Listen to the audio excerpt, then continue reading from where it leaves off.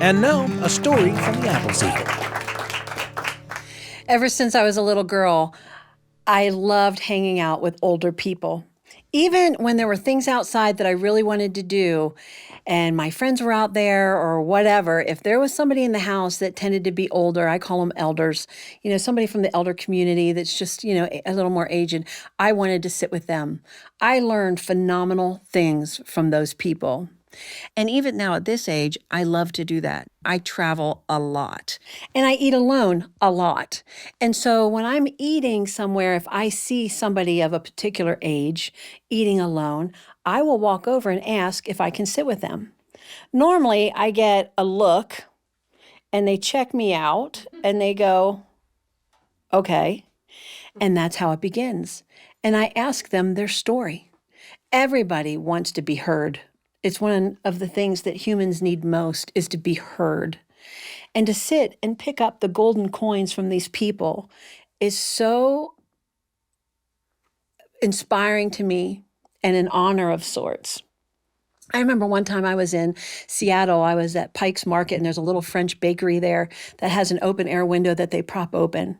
And so I got a nice drink, and I got a lovely chocolate-filled croissant. I mean, is there anything better?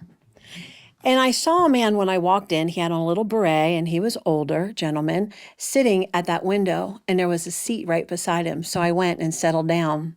I took a bite, I took a sip, and then I said, "So, are you from around here?" And he said, "I am."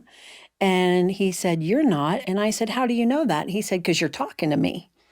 And I said, "Well, what do you mean?" And he said, "Well, normally if people are from around here, they just don't talk to anybody unless they know them." And I said, "No, I'm not from here." And I said, "I'm actually in town. I'm working at the Folklife Festival here, the Northwest Folklife Festival." And he said, "What do you do?" And I said, "I'm a storyteller." And he said, "Really?"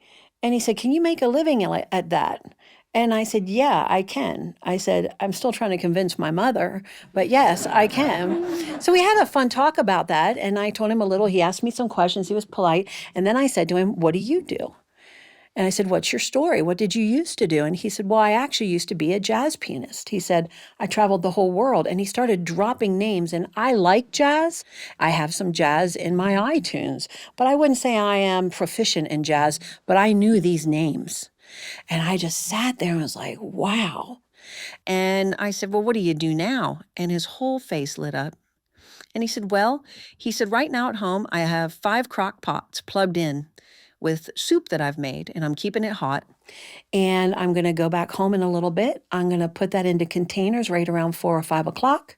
And then I have some bread that I'm going to put with it, and I brown bag it, and I drive around to certain parts of town where I know musicians work on the street, and I give them dinner. He said, "That's what I like to do." I said, "Wow." I said, "Does your wife help you?" He said, "I'm not married." He said, you can't be married when you're on the road your whole life." And I said, I said, "Well, it's really good to meet you." I said, "Can I give you a hug?" And he said, "I guess so." So we stood up and hugged, and I left. These are invaluable moments. We are losing the communication that is eye to eye. My friends who are teachers are saying that children are having trouble forming words and putting their thoughts into verbal communication because we're losing it.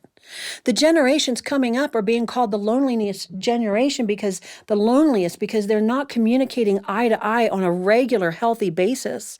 And when they put their phone down, they are finding that it is affecting the loneliness that they feel when they are away from their phone, as well as the anxiety that they're missing something, is so profound that it's affecting their immune system as if they are a 2-pack-a-day smoker. It is so easy to get somebody to tell you their story. People are dying to be heard. They are dying to be heard. I was in North Carolina, and it was in Cary, and there was a break at the festival I was doing, and so I walked down the road to a little diner, and I ordered a Diet Coke and a cheeseburger because that's the balance of the universe. And as I sat there, a man came in and sat down. He had on a button shirt that was just stressed at the buttons. And underneath was a T-shirt, once white, now gray, from poor laundry care. His hair was very thin and greasy, swiped over across aged spots on his forehead. He ordered a small cup of chili, and it came in one of those real heavy, thick-walled diner cups, you know what I mean? And they put it down and they gave him water. And as he ate it, his hand would shake and tremble as he tried to get the chili into his mouth, little red spots dripping on the front of his shirt. Unremarkable gentleman. A man who would be overlooked. And so I got up and I went over and I sat down, and he looked up at me over his glasses and he said, "Excuse me." And I said, "Well, the seat was empty. And I was wondering if you'd like to chat. Can I bring my food over and join you?" And he said, "Okay." So I went back and I got the remains of my burger and my drink, and I walked over and sat down with him. And I said, "So tell me, are you from around here?" He said, "Yes, I am." And he said, "What are you doing here?" And I said, "Well, I'm actually working at a storytelling festival down the road." I said, "I'm a professional storyteller." And he said, "You can make a living at that?" And I'm like, "Yes, you can make a living at that." And I said, "So what's your story?" And I said, "What do you mean?"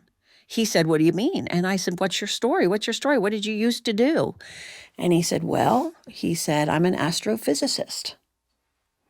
I said, "Really?" He said, "Yeah." He said, "I taught in college for a long, long time." And he said, "Then the world took a little turn and money got tight at the college where I worked. And so I started to work for the weather service." And I said, "Well, what did you do at the weather service?" He said, "My job was to sit in the plane with my papers and my pens, and the pilot would take the plane up during hurricanes, and we would drive into them. And it was my job to take readings and to make notes." And he said, "Sometimes we could see the bolts of that plane shimmying out of where they belonged." And he said, "When we landed, we partied every time." He said to me that one of his favorite things was the stars. And I said, "What do you love about them?" He said, I just love to look at them because," he said, "and I'm not a romantic of sorts, but he said, there's a woman that I loved once, and I like to think that maybe she's looking at them too." And he said, "That's why I actually used to teach about them." And I said, "Well, so what are you doing now with your life?" I said, "Are you married, widowed?"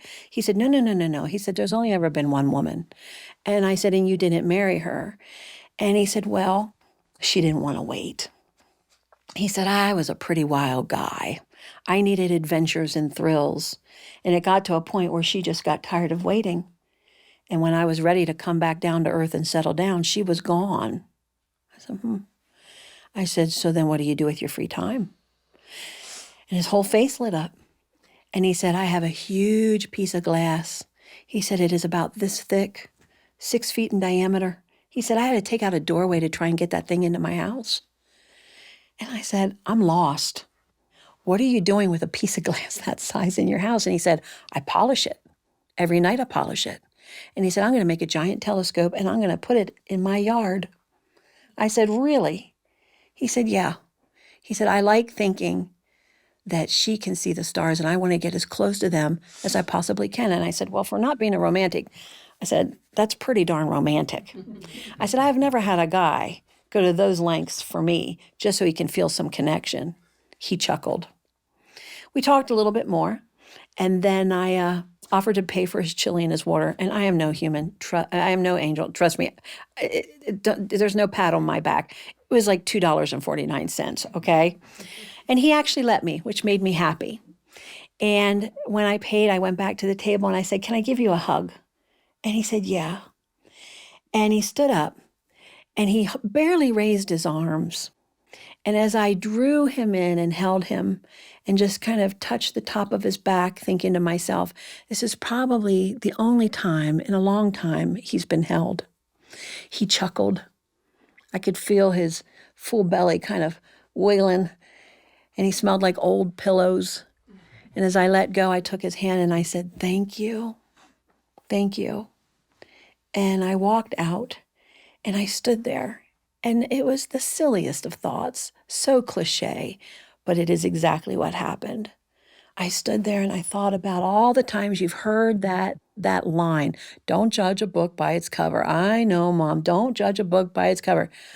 Oh, the people we pass that are filled with golden coins of stories, who are looking to be heard and seen.